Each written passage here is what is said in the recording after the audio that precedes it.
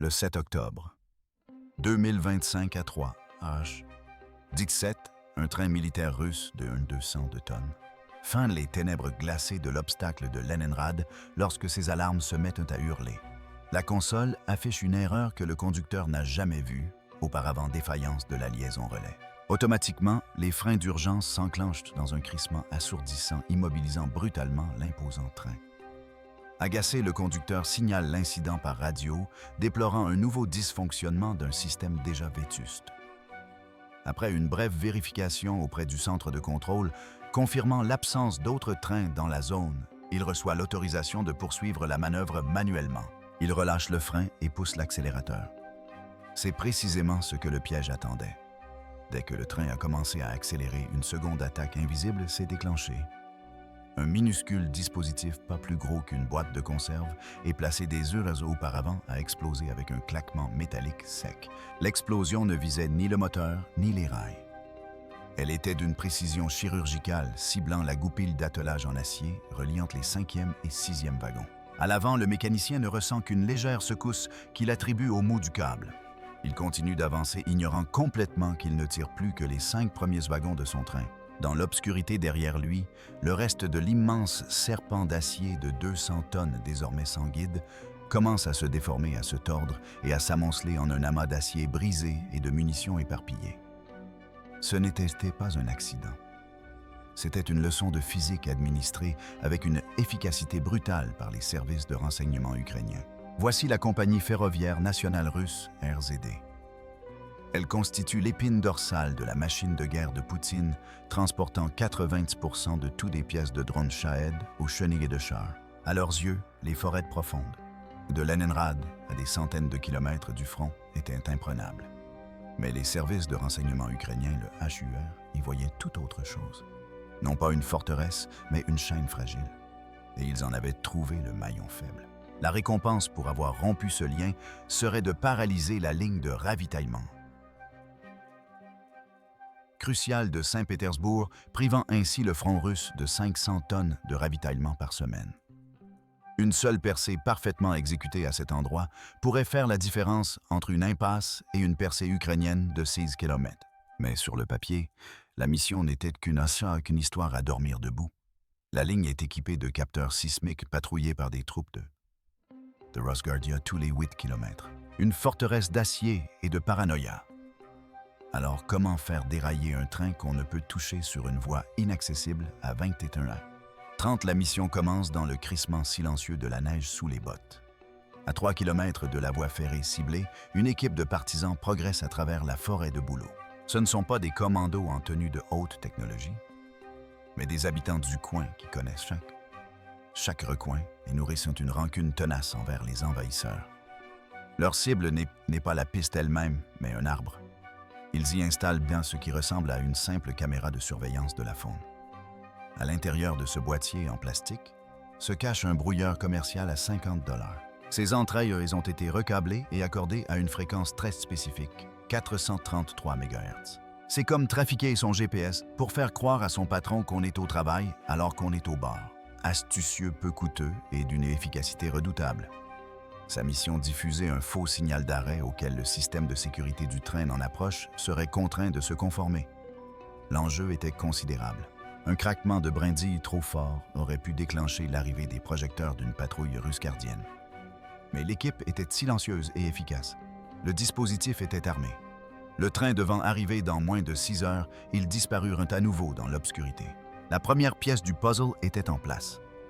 Mais toute l'opération reposait désormais sur un bout de plastique à 50 $ et sur l'arrogance prévisible de la réaction russe. À 2h50, comme prévu, le train militaire pénètre dans un rayon de 3 km autour du brouilleur dissimulé. La console de l'ingénieur s'anime soudainement, une panne de relais survient. Une machine de 200 tonnes d'acier s'immobilise brutalement. Cet arrêt, cependant, ne passe pas inaperçu. La procédure russe se déclenche immédiatement. Un capteur sismique sur la ligne se déclenche et un drone de patrouille s'est dépêché sur place pour enquêter. En quelques minutes, sa caméra thermique capture une image nette. Des traces fraîches dans la neige s'éloignent de la voie ferrée. Les preuves sont transmises par radio à un centre de commandement à Saint-Pétersbourg. Un instant, on croit que tout est perdu. Mais pour un officier bien nourri à 160 km de tout danger réel, le sabotage se résume à de la paperasse et à des questions embarrassantes de ses supérieurs. Cependant, des dégâts dus au verglas sont à prévoir sur la ligne. C'est une explication simple, sans faute, qui permet de relancer la situation rapidement et sans complications. C'est la solution russe classique en cas de doute, on incrimine la météo. C'est de l'instinct de survie bureaucratique qui prime sur la sécurité réelle. L'ordre officiel Estase est donc donné. Les trains de voyageurs sont déviés. Notre train militaire reçoit l'ordre de procéder avec une extrême prudence.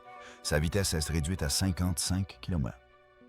Ils pensaient être en sécurité. En réalité, ils venaient de transformer leur unique arme de 200 tonnes en une cible lente et parfaitement prévisible pour la suite des opérations.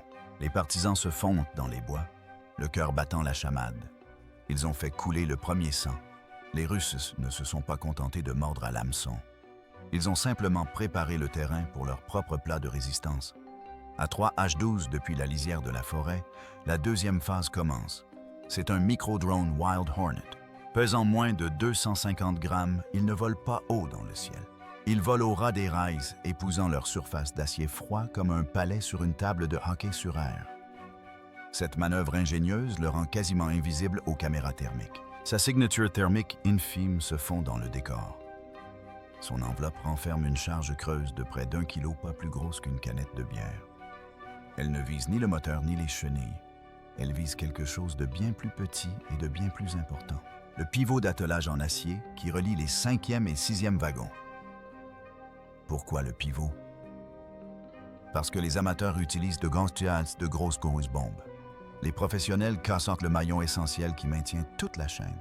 C'est comme retirer la seule vis essentielle d'une étagère IKEA. Pendant une seconde, tout semble parfait. Puis, tout s'écroule en un tas de bois bon marché et de regrets. Le drone atteint sa cible. La charge utile se fixe. Un tir parfait et silencieux. La mission est un succès total pendant une douzaine de secondes. Car à 5 km de là, les gros canons russes se sont enfin réveillés. Le minuscule moteur du drone, bien que peu puissant, dégage juste assez de chaleur pour être repéré par un système de défense aérienne russe, Panzer S-1. Un missile Panzer à 200 $, feine le ciel à la poursuite d'un drone dont le prix équivaut à celui d'un ordinateur portable de jeu d'occasion. À 3 H-14, juste avant que le drone impact ne commette son acte suicide final, il libère une salve de paillettes, un minuscule nuage de lamelles d'aluminium qui brouille instantanément le radar du Panzer. C'est comme jeter une bombe fumigène au visage d'un linebacker juste avant le plaquage. Le projectile désormais aveugle et sensible file inoffensivement dans la nuit. En une fraction de seconde, la mission principale est accomplie. La charge de 2 livres sur le coupleur explose. Ce n'est pas une énorme boule de feu comme dans les films hollywoodiens. C'est un son sec conçu pour produire 2 effets simultanément. Premièrement, il tranche le pivot d'acier comme un couteau chaud dans du beurre. Deuxièmement, et c'est là le génie de l'opération, cette petite explosion crée un faux écho sismique.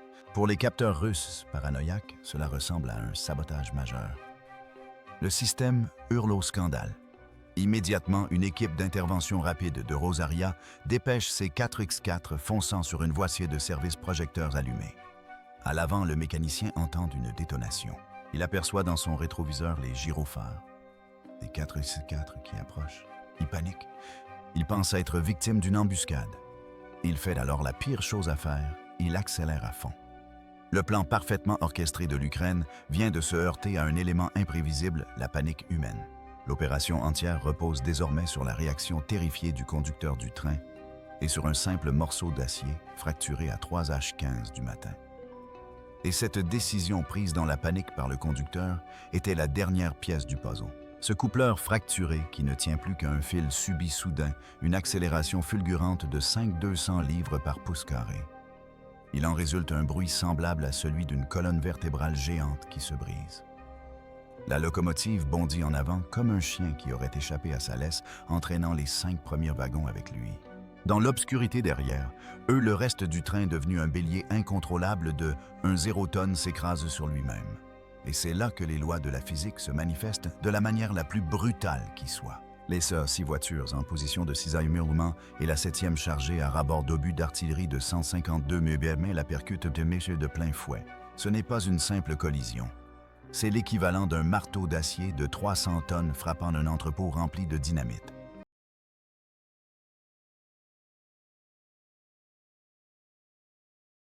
La pression immense de l'impact suffit à amorcer ces obus.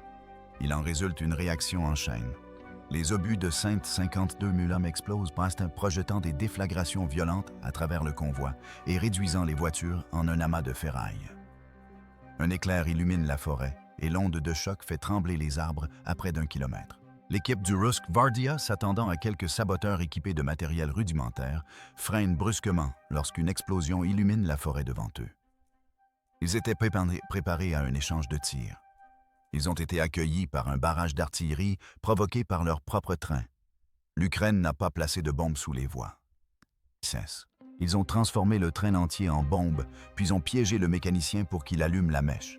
Ce n'est pas un accident, c'est un événement cataclysmique. La 6e voiture déforme la 7e, la faisant se mettre en portefeuille, et celles qui la suivent s'écrasent contre le carambolage avec la force d'un séisme tectonique. Le crissement de 1000 tonnes d'acier qui s'entrechoquent projette une pluie d'étincelles incandescentes dans la nuit, faisant trembler le sol même sous la forêt. Et ces étincelles trouvent exactement ce qu'elles cherchent entre le réservoir d'essence percé de la 8e voiture. Ils n'explosent pas en une boule de feu. Pas encore. Ils s'enflamment dans un grondement sourd et déchirant une explosion de flammes orangées qui commence à lécher avidement l'acier tordu de l'épave. L'équipe de Rosardia s'arrête en trombe, non pas devant une épave silencieuse, mais à l'aube d'un volcan artificiel qui commence à peine à s'éveiller. Cette lueur initiale n'est pas le feu, c'est la mèche. Une mèche qui brûle maintenant centimètre par centimètre vers le wagon numéro 9, chargé jusqu'au toit d'obus d'artillerie de 152 mm. À 3h17, pendant 2 interminables minutes, l'incendie qui s'est déclaré à partir du réservoir de carburant percé a été un prédateur silencieux et rampant. Il a parcouru la tôle tordue de l'épave, gagnant en intensité et en violence, se nourrissant du gazole répandu. Il n'y a pas eu d'explosion unique. C'est une détonation titanesque qui fait trembler le sol. Un éclair blanc aveuglant qui transforme la forêt en négatif photographique, suivi d'un grondement assourdissant qui brise les vitres à 8 km à la ronde. L'équipe de Rusk Vardia, qui s'approche prudemment du feu, est projetée au sol par une onde de choc d'une violence inouïe. Comment un simple feu de carburant a-t-il pu provoquer une détonation militaire? C'est là que la scène se transforme en un fascinant spectacle de destruction. Il s'agit d'un phénomène appelé « quit-off ». La chaleur intense dégagée par la combustion du carburant ne se contentait pas de réchauffer les obus d'artillerie, elle surchauffait les composés explosifs instables qu'ils contenaient. C'est comme jeter une bombe à aérosol dans un feu de joie. La pression monte sans cesse jusqu'à ce que l'enveloppe d'acier cède. Et voici le hic. Le premier obus qui a explosé n'a pas seulement servi d'amorce. Il a servi de détonateur à tous les autres obus du wagon. Soudain, ce sont 200 tonnes de munitions qui détonnent simultanément. L'énergie dégagée par l'hélice est colossale, une onde de choc qui déforme les chenilles d'acier et déracine les bouleaux dans un rayon de 300 mètres. Alors à quoi ressemble le chaos sur le terrain? Cette voiture n'ont pas seulement déraillé. Ils cessèrent d'exister éparpillés sur le paysage en un amas de 60 mètres de long d'acier tordu et fumant. L'explosion initiale et l'onde de choc qui suivit tuèrent même 2 soldats bis de Rosvilla qui se débattaient dans l'obscurité. Une perte tragique qu'elle qualifia plus tard d'objectif bonus. Dans la confusion immédiate, toutes les communications du secteur sont coupées. L'explosion n'a pas seulement détruit le train, elle a vaporisé les lignes de communication longeant les voies. Personne ne peut appeler, personne ne peut émettre. Comment savoir si la mission a été un succès? Car quelques heures plus tard, un satellite Starlink est passé au-dessus de la zone et a pris une belle photo de famille en haute résolution de l'épave pour les proches restés à Kiev. C'est là qu'un amas de débris de 60 mètres de long se transforme en une brèche de 20 mètres de large dans la ligne de front russe. Sans les voies ferrées, les approvisionnements sont interrompus. L'immense dépôt de PEV censé alimenter l'effort de guerre n'est plus qu'un vaste parking sans aucun approvisionnement entrant ni sortant. Ce sont 500 tonnes de ravitaillement par semaine qui disparaissent comme par magie. Pour les troupes russes au front, cela signifie moins de munitions, moins de carburant et moins de nourriture. C'est le scénario idéal pour une avancée ukrainienne de 30 km, sans même tirer un coup de feu. Et quel est le plan de secours de la Russie des camions? Un convoi de camions roulant au ralenti n'est pas une solution logistique. C'est une cible facile pour les drones FPV. Pendant ce temps, la paranoïa de Poutine atteint des sommets et une chasse aux sorcières contre les écureuils traîtres commence dans les rangs.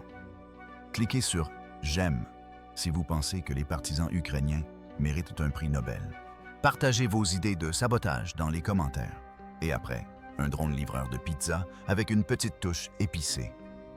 Cliquez sur « J'aime » si vous pensez que les partisans ukrainiens méritent un prix Nobel. Partagez vos idées de sabotage dans les commentaires. Et après, un drone livreur de pizza avec une petite touche épicée.